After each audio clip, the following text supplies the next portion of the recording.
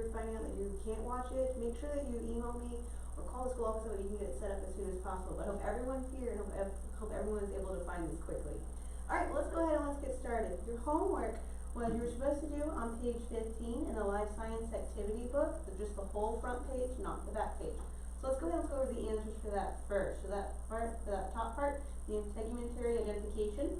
For number 1, you should have had epidermis. For number 2, you should have had dermis. Number 3, you should have wrote subcutaneous layer, or the subcutaneous part of the skin. If you're hypodermis, you're not wrong, but remember, as you're getting older, you need to be able to know the more exact term. So subcutaneous is the layer that you want to know for it, and the term that you need to know for it. Number 4, sensory, or the pressure receptor. Number 5 is sebaceous gland. Remember, that's the oil glands. Number 6 is hair follicle, and number 7 is the sweat gland. So I hope all of you got those correctly. Let's look over at the built-up bone section. Number 1 is the skull, or cranium, if you want to get really specific. Number 2 is maxilla, or maxillae. We're talking about both of them. Number 3 is mandible. Number 4 is sternum. Remember, that's your breastbone, but you need to know the better terms for it. So, sternum. Number 5 is clavicle. Again, it's your collarbone, but you need to know the better term, so clavicle. Number 6 is your shoulder blade, or scapula. That's the term you should know. Number 7 is your hip bone, or your pelvis. And number 8 is your femur. So if all of you did really well on those, I hope everyone got 100% on that one and that you got all of them correctly. Alright, so in order to help you to review, since you're not in here with me to play review games with me, I'm going to go ahead and give you some classwork so I help you kind of get started and get thinking. I'm going to review with you as well, but since I can't ask you questions and since we can't play review games because playing by yourself is lonely and sad, I'm going to go ahead and give you some classwork. So it'll help you kind of get back and get thinking over it, and help you save you time studying later on as well. So for your classwork, you're going to copy the bold terms, just the bold ones, the bold terms from pages 91 and 92. I need you to copy those 5 times. So that way it'll help you to start thinking about them and to start memorizing them. It should only take you about 5 to 10 minutes. There's not that many terms on page 91 through 92. But I need you to start learning them, and it'll help you, since I can't ask you questions, this will help you to use your time so that way you're studying in class. So instead of us reviewing all together as a class and playing games, the classwork will help you to be able to still learn them, even though I know it's not quite as fun, but it'll help you to still learn them. So it's pages 91 through 92, just the bold terms. I need you to copying them, the term and the definition 5 times. It should only take you about 5 to 10 minutes. So work quickly. So go ahead, pause the video, and then whenever you're finished, or whenever 5 to 10 minutes is up, unpause the video and keep going. But you want to work as quickly as possible through it. So again, go ahead and pause the video so you can work on that. Okay, well hopefully you pause the video and come back now, because I'm not going to sit here and wait around. So we're going to just go ahead and move on from that. So from pages 91 through 92, the terms you should have written and copied down, and the terms you need to be learning are, starting on page 91, the integumentary system. Hopefully remember that this is a layer that helps protect your skin, that helps protect your body. It consists of the hair, skin, nails, and it covers and protects your body. That's the function. So thinking back over it, what is the organ of the integumentary system? Which one acts like your shield for your body to help keep out bacteria and viruses? That's the skin. Now, thinking about the 3 layers of your skin, there's the top layer that everyone can see, there's the middle layer that has your nerves and some of your blood vessels, and then you have that bottom, or that last layer, that's where your major blood vessels are, and that's where your fat tissue is. So, thinking about those 3 layers in order, what's that top layer of your skin? Right, epidermis. What's the middle layer of your skin? The one that you can't see, or you shouldn't see unless something really bad has happened. Right, that's the dermis. Alright, what's the bottom layer then that connects your skin and connects it to your muscle and bone underneath it, so that way your skin doesn't move around too much? Alright, now remember, it's subcutaneous, not hypodermis, so just be careful. If you said hypodermis, remember you know the better term, so subcutaneous for it. Alright, we talked about several things that are in your skin. You have your sweat glands, your sebaceous glands, your hair follicles. What layer of your skin, epidermis, dermis, or subcutaneous, are those basically located in or locked in? Right, that's in your dermis. Now what's that bottom layer? That consists of your fat cells, and it has your major blood vessels. So whenever you look at your skin, whenever you can see those major blood vessels through your skin, if you're a lighter skinned person like me. Now, which layer has those major blood vessels and it has the fat cells? Right? That is the hypodermis, or the subcutaneous layer. Now, I kind of skipped over this back on page 91, but you should have written down as well, what is the major skin pigment or the brown pigment in your skin? There's other ones, but this is a major one, and it determines how dark or how light your skin color is. So what is that pigment? Melanin. Good job. Alright, so getting to the skeletal system now. We introduced this on Friday a little bit, on Thursday, we kind of ran out of time.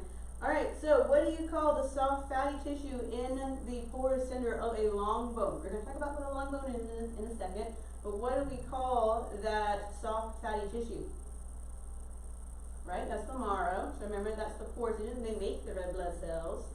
Now, we also talked about how your body, how it stores a certain mineral. Now, this was not a bold term on these pages, but you should still know it.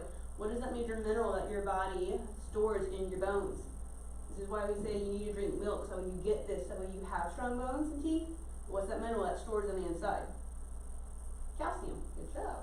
Alright, so there are 4 types of bones that we talked about. We talked about these on Thursday, we reviewed them on Friday, but just as a recap, let's go back over them. Alright, so what is the bone that is longer than it is wide? So these examples would be like in your humerus, in your femur, in your leg, and in your phalanges, or your fingers. So what do you call those bones?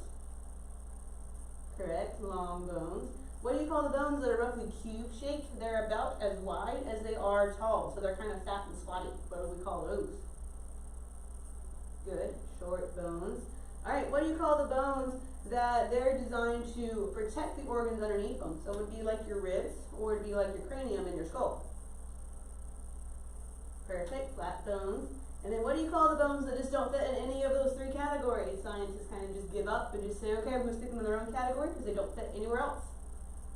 Examples for these would be like your vertebrae.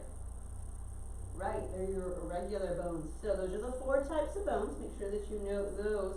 We introduced on Friday that there are 2 parts to your skeleton. You have that center portion, to where if you're looking from the top of your head, just going down in a straight line, that's one section of your skeleton. What do we call that section? Axial. Perfect. And then what do you call the section that consists of your arms and your legs? So basically it's your appendages. So that should help you to remember, okay, this one sounds kind of like the term.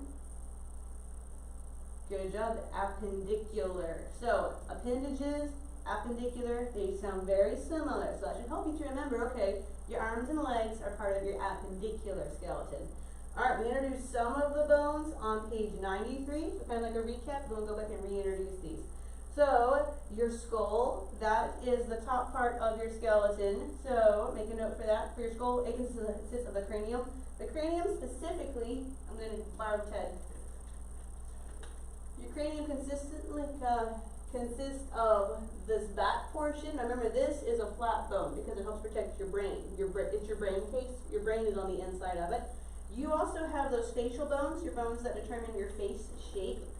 So you have 14 of them on the front of your face to help determine your individual face shape. You only need to know 2 though. So you need to know the maxillae, these 2 bones. It looks like 1 bone, but it's technically 2. So maxillae or maxilla, if you're talking about both of them together, if you're talking about them in singular version. Maxillae, if you're talking about both of them at once.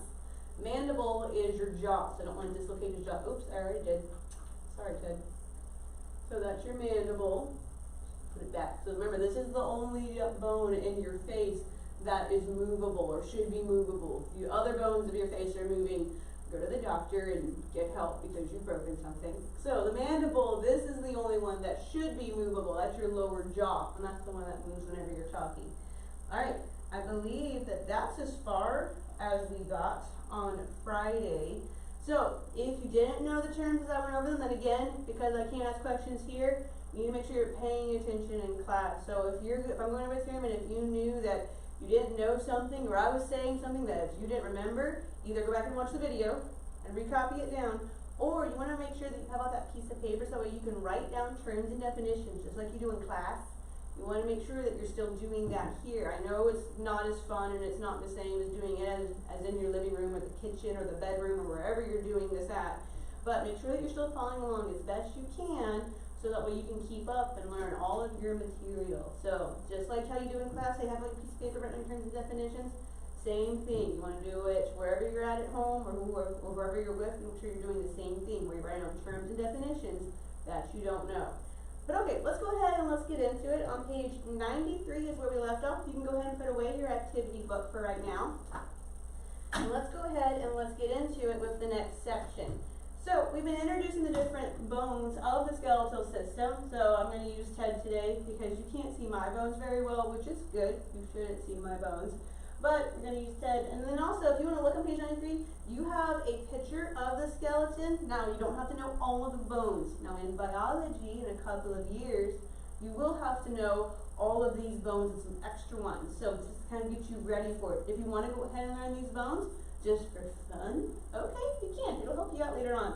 This is your skeletal system. Your back talked about the 4 different types of bones. So, again, you should note these: long bone, short bone, regular bone, flat bone. You should note those 4 bones. You've been on these for a couple of days now. Alright, so this is the picture in your book. I'm going to use Ted though, because that's a little bit easier. And I'll talk through which bones you need to know.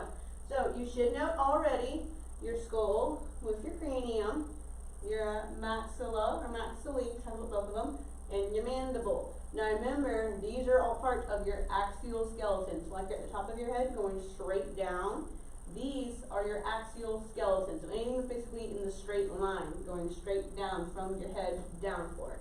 So we're just focusing on your axial skeleton first off for it.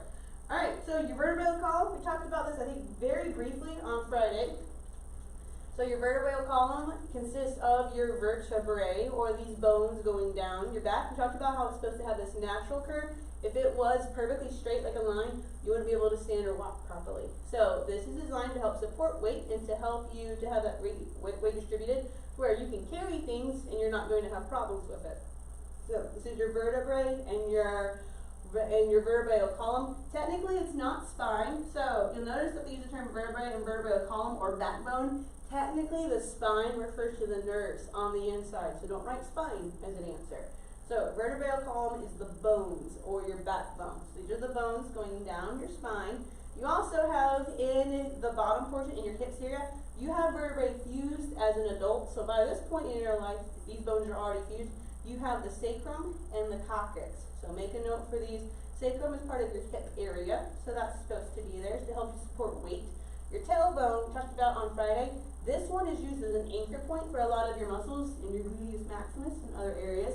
And so it's used to help hold those muscles there. So if you've ever bruised your tailbone, and we talked about this I think very briefly on Friday, you know, and it hurts really bad. And that's the reason why for it. So just make a note for those bones. So the backbone, vertebral column, the coccyx, and the sacrum. Make a note for those and the terms for them. You should hopefully already have them marked on page 93, but go ahead and mark them if you didn't. So just make a note that you have the sacrum and the coccyx or the tailbone.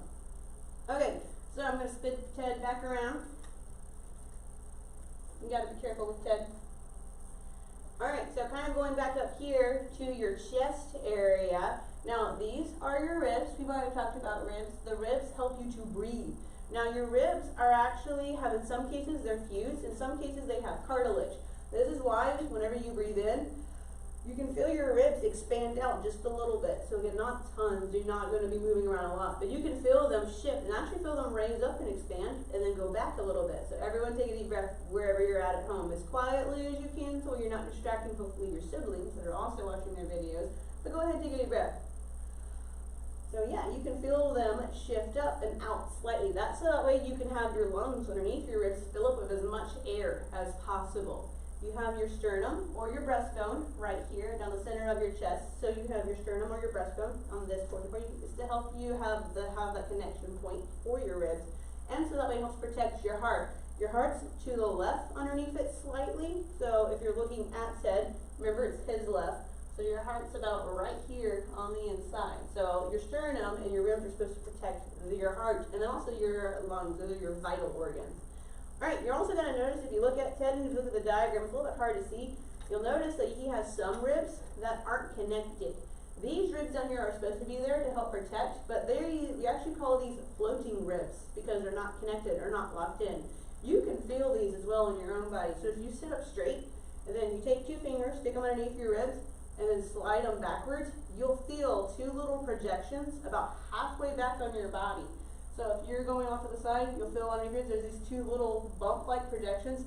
That's your own floating ribs. So your ribs are supposed to be there, kind of freaky, kind of weird feeling, but that's what they're supposed to be there to help protect your organs also in this area.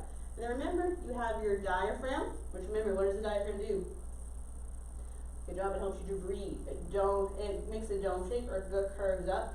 That way it helps to increase the area of your thoracic or your chest cavity. So that way, whenever the diaphragm pulls down, your lungs can fill up with as much air as possible. And then whenever you breathe out, the diaphragm goes back up. So make a note for those bones. So we've already talked about your vertebral column. We talked about your sternum or your breastbone with your ribs. You have 12 pairs of ribs. So just make a note for those. Alright, that's your axial skeleton. So you have your skull with your cranium, maxilla, mandible, vertebral column with the sacrum and the coccyx. You have your ribs with your sternum. That is pretty much it for the axial skeleton. So let's talk about now your appendicular or your limb skeleton. So these are your arms and your shoulder bones, your hips and your leg bones. So let's talk about those. Alright, starting at the top again. So these bones up here, you have your scapula or your shoulder blades. And spin Ted again. Alright, so you have your scapula or shoulder blade here. That's this bone in your body. So you can feel it, you might not. So take a note that that's your shoulder blade. In the front, you have your collarbone. So that's this bone right here for you. You can typically feel this one or notice this one, particularly whenever you turn your head, it protrudes out a little bit more. So these are your collarbones, so those are there. So those are also part of your shoulder area. So you have your scapula in the back, clavicle in the front, and then you have your arm bones. So going down, looking at Ted's arm, it's easier to see than my arm. You have your humerus, so make a note for this one up here. Now, you don't have to note these bones yet this year, but if you want to learn them, you can. These bones down here are your radius, the top one, and your ulna.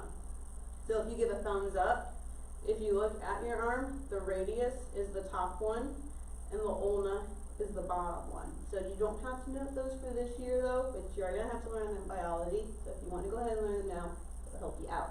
So, radius and ulna. Looking at your wrist, now we talked about this a little bit on Friday. You might look at Ted's hand and look at the skeleton in the book's hand and think, wow, he has some really long fingers. Well, your hand, it actually has some long, kind of longer bones as opposed to just little squatty bones. Remember, these short bones are in your wrist, so it's kind of hard to tell. I'm going to tell you so you can see it a little bit easier with the camera. But if I put my arm next to Ted's arm, now Ted is, as you can tell in the video, taller than me. Yeah, that's okay. But his hand is also a lot larger than my hand, so you're going to have to use your imagination to kind of figure out what I'm trying to show you. So, if I put my arm next to his, so this is facing you, the ulna, and I'm drawing a blank, radius. Those two bones are together. Now, looking at his wrists, you will notice that his carpals are in the same area as my wrist area. So your wrist area has these carpals. These bones right here is your hand bone. So if you look at the back of your hand, you might can see some of the tendons that stick out. You can see mine pretty clearly. But that's kind of the same idea where these long bones are at. It's his hand shape. So all of the long bones, the longer ones, aren't just in the fingers in his hand. So technically, these are the long bones of his fingers from this point up. So if I put my hand up to his, you can see that those bones are the phalanges or the finger bones. These bones right here, that's just his palm bones in that section. So same idea as in my palm. These bones aren't his fingers. Those aren't the phalanges. Those are parts of your hand. We call those the metacarpals. So again, you don't have to know those for this year. Just make a note though that you have your carpals, so that's your wrist bones. Metacarpals, that's your hand bones, like in the center of your palm. And then you have your phalanges or your finger bones. You do need to know finger bones though. So for your arm and your shoulder area, what you need to learn, you need to learn the clavicle, the scapula as your shoulder bone, humerus, and phalanges. So make a note for those bones as you're going through them. I'll probably ask you as review for your radula and ulna. It because I know you need them next year. Well, 2 years depending on what grade you're in, but you don't have to know them for quizzes and tests this year. Just make a note of these bones. So looking at these bones, you'll notice I kind of have to be careful with him because his joints are made of wires and screws, and I don't want to break them or mess them up. If you were in class with me, you would actually be able to notice and hear how his bones are kind of grinding or basically bumping up against each other.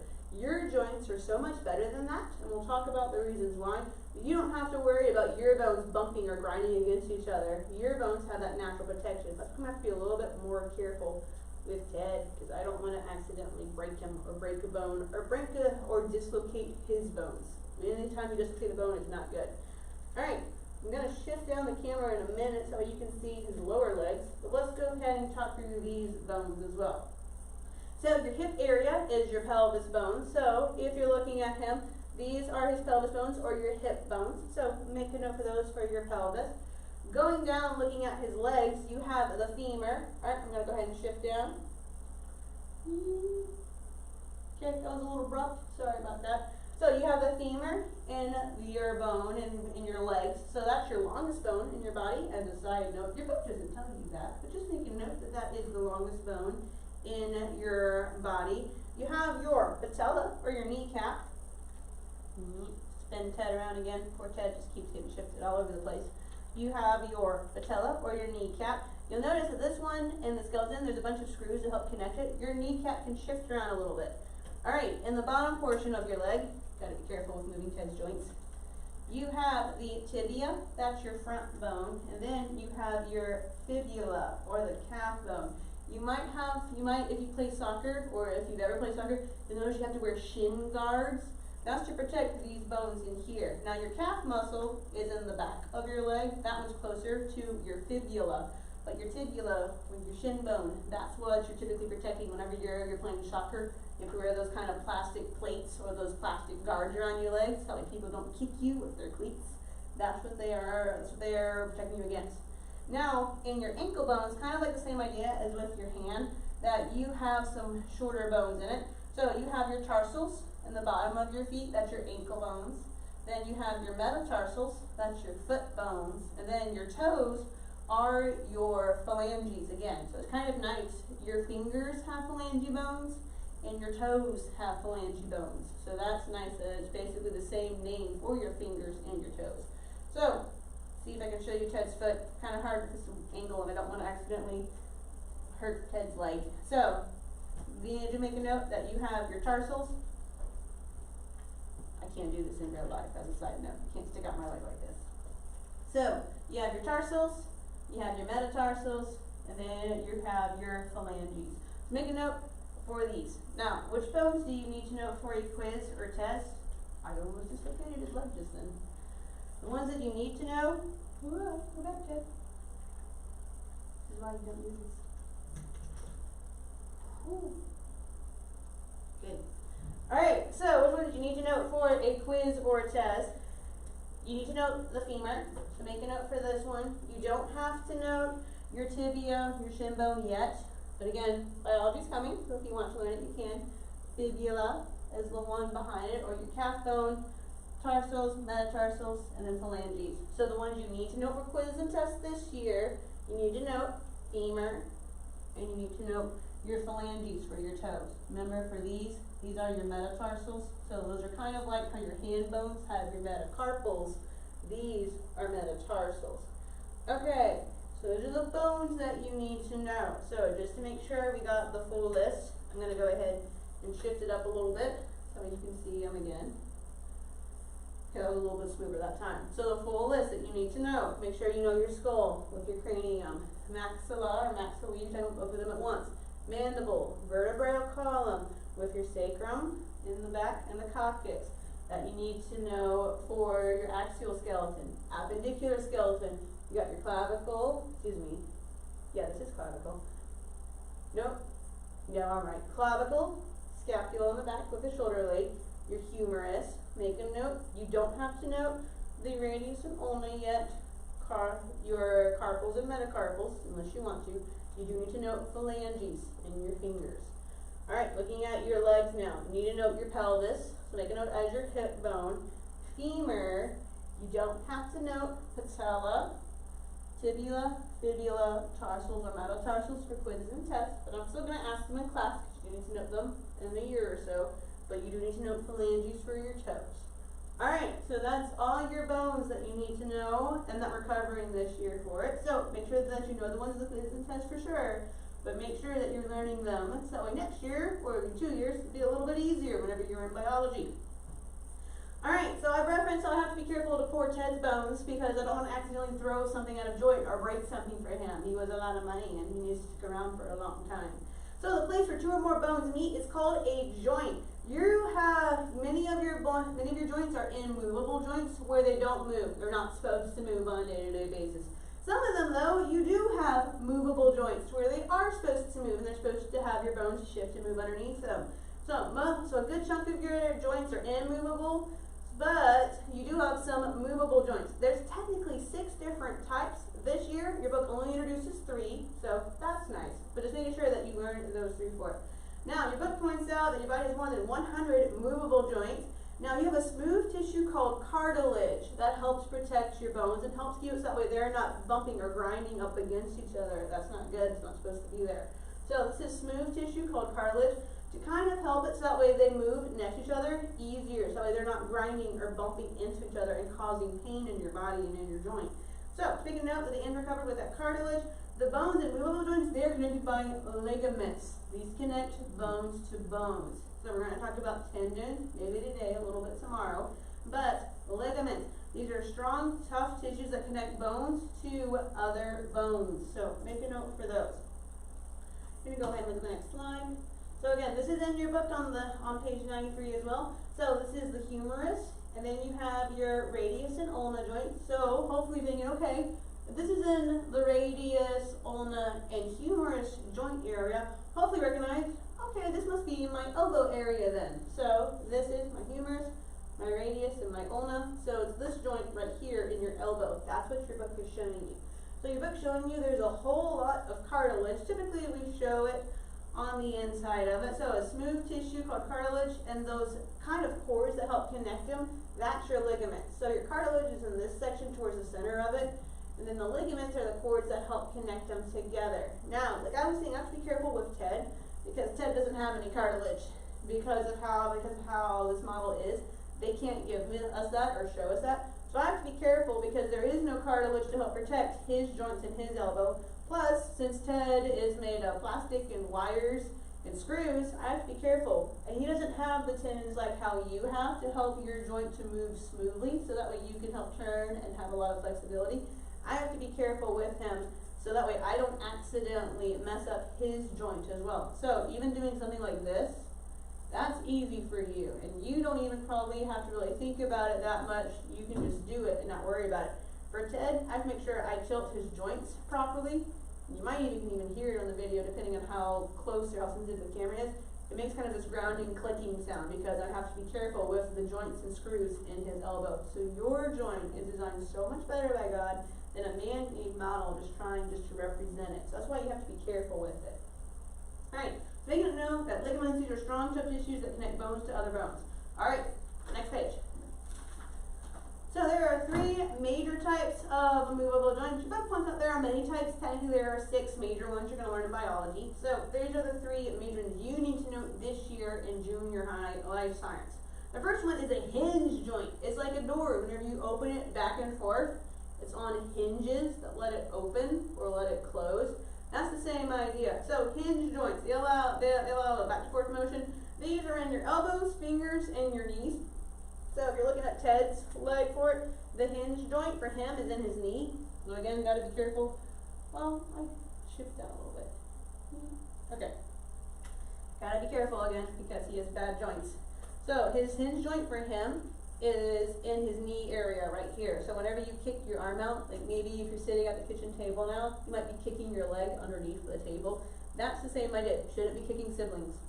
So this is the kicking joint or your hinge joint. It's just that back and forth motion. So that is a hinge joint. You also have it in your elbow, so you go up and down. That's also a hinge joint. You also have a couple of other joints. Whoops, got stuck there. Ted's gonna get arthritis in old age. Try and get it so we doesn't get stuck. There we go. Poor Ted. Alright, so that is your hinge joint, so make a note for that one. I have an animation to kind of make it a little bit easier to see for it. So let me go ahead and turn it on my computer. And I'll shift it up as well. So this is a moving animation to help you kind of see it a little bit easier. So let me shift the screen, so that way you can see a little better. There we go, that was smoother. Alright, and I'm going to shift Ted over temporarily as well, so he's not blocking your view. Okay. Alright, showing you this is the hinge joint in your knee. So just showing you how it's that back and forth motion. How it's just that back and forth or up and down motion. That's a hinge joint, like a door and its hinges. You want to know the places as well where we find these joints. So the hinge joint is in your knee and in your elbows. That's the main area to note for those. Alright, the next major joint is your pivot joint. You have this one, the major one is in your elbows where it helps you to pivot or flip your arm. You might remember if you watch a lot of basketball or if you play basketball, that you might remember that whenever you pivot in basketball, you keep one leg locked and you can shift or spin around on that leg. If you pick up that leg again, you're traveling and you're not supposed to do that in basketball. So it's kind of like the same idea where you have a pivot joint, it's spinning or twisting around in one spot. So that's kind of like the same idea. So make a note that the pivot joint, these allow turning motions. You have it, your book points out at your elbows, and you also have it in your vertebral column to help turn your head from side to side. So that's a major one for it. But the major one then, that one you really notice is in your elbow area. So if you put your elbow out in front of you, and then you grab your elbow joint, you can still flip your palm entirely over and flip it entirely back. That's because you have that joint there that it also allows it to flip over. So you actually have two different types of joints in your elbow. You have the hinge joint, and you have the pivot joint, so you can flip it over. You don't have that in your knee, as a side note. You can't really pivot at your knee. Now you can pivot at your hips. We'll talk about the reason why. But you don't really have that joint in your knee. You can't really twist from your knee. You'll notice that kind of hurts, and it's not really supposed to work that way. So you can have your pivot joint in your elbow. So that's the major one for that one. Alright, let's look at another animation for this one. And again, this one's in your elbow, so make a note over what it is. Also, where is it at in your body? So you have your pivot joint that allows the turning motion, and the major one for us that you know is in your elbow and in your vertebral column with your head. So showing you is the radius, so it's showing you how it's spinning or twisting on a point. So this is kind of help you see how it's kind of spinning or twisting to where it's pivoting or spinning around one bone. So just make a note for that. That's your pivot joint. Alright, last type of joint that you need to know is a ball and socket joint. So this one makes sense though, because typically you have a ball or a bulbous area of your bone, and it's inside another bone or joint area. So it's literally a ball in a socket area where the two of them fit together. This major one is in your shoulder area and in your hips area. Those are your major ball and socket joints. This is why for your shoulders, you can move your shoulder in a bunch of different directions. It's not locked in one area. It's not like a hinge joint where it just goes up and down. You can move it in a bunch of different areas and basically move it in a circle. Now you can't move it everywhere because you have tendons that connect it, so it'll stay stuck in some sections. This is why if you want to get older and if you want to do some more flexible things, this is why you have to stretch or build it out again. You can't do it right off the bat. So if you're looking at Ted's ball and socket joint, this is why for his body, I can move this joint up, I can move it down. I have to be careful though. Oops. Can't go backwards very well because of how this screw is in here. Move it back a little bit, move it forward a little bit. So your shoulder is much better designed than this model. So you can move it forward, you can move it back, you can move it up, you can move it down. Your hips do the same thing.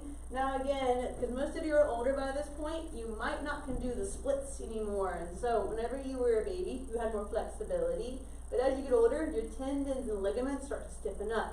So if you want to be able to do a perfect 180 split with your legs out on either side, you have to stretch and build that up. You can't do it right off the bat. Typically it'll hurt really, really bad because your tendons and ligaments are tighter now. Or if you want to do a frontal split where your legs are fully front and fully back, again you have to stretch them out. You can't just do it right off the bat. But that's why you can see people that take karate or gymnastics, why they can do those things.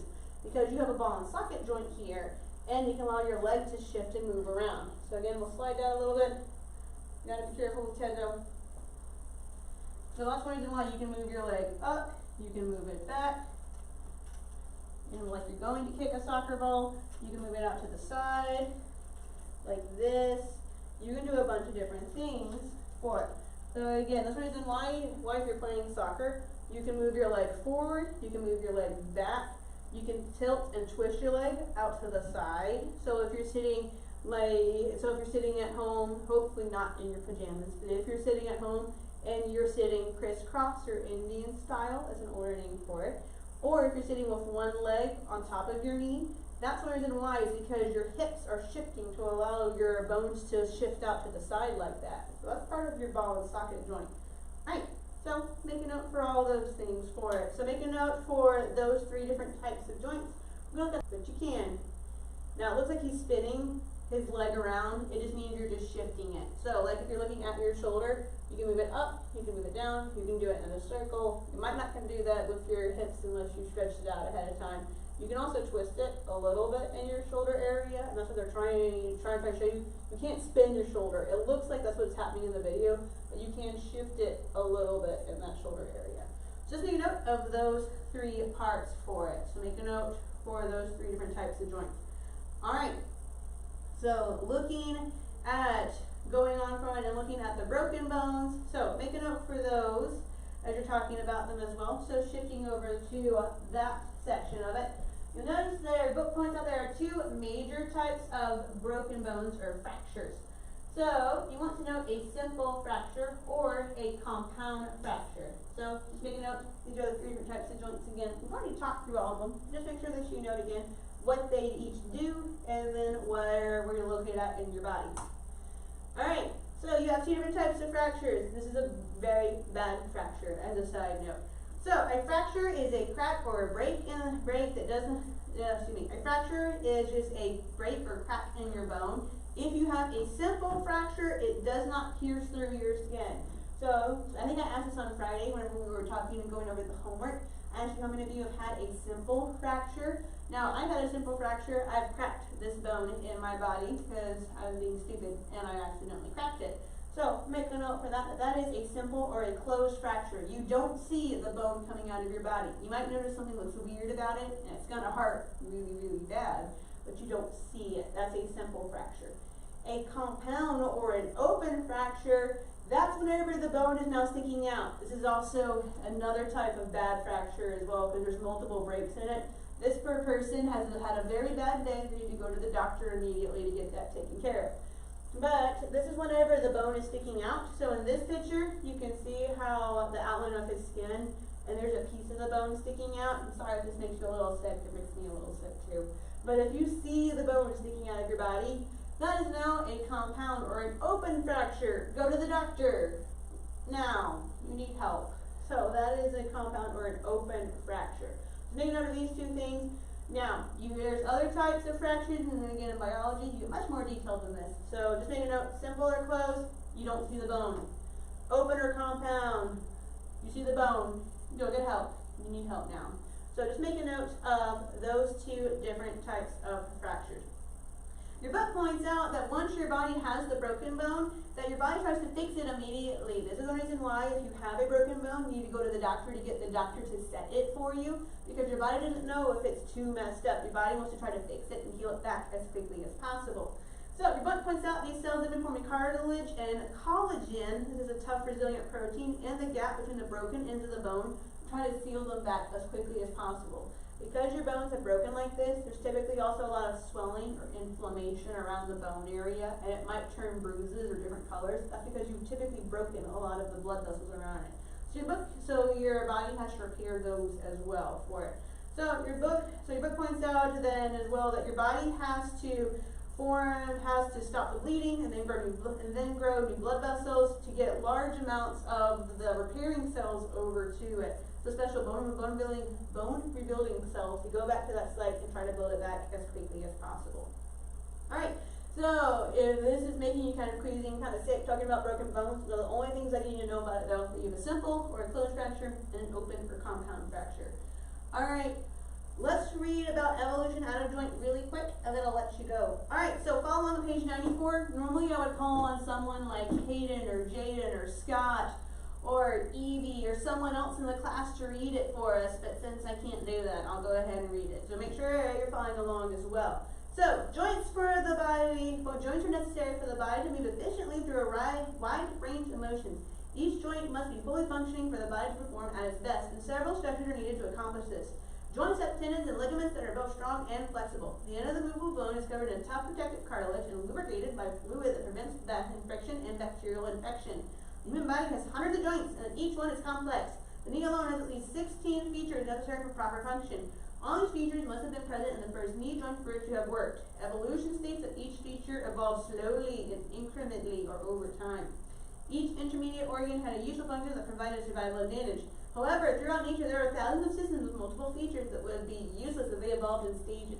We'll talk about this whenever we talk about evolution later on. But evolution says that each part has to be fully functioning, otherwise the animal will die. It will be selected out because it's not working properly.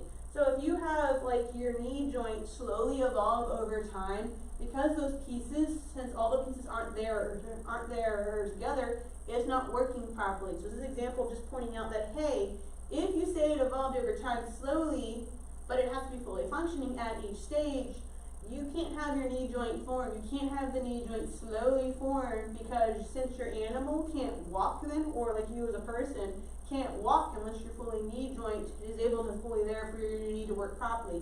So you would be like a cripple if your knee joint wasn't fully formed.